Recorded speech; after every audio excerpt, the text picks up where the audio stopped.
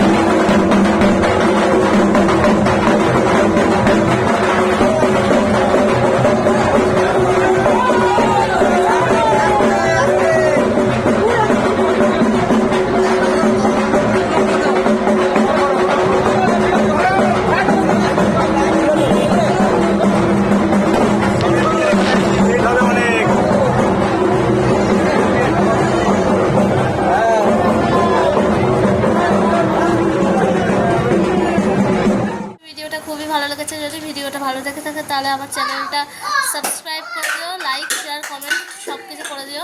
আরও নতুন ভিডিও চাইতে গেলে বেল আইকনটা টিপে দিও। Tata, bye. আবার পরের নতুন ভিডিওর সঙ্গে দেখা হবে। টাটা।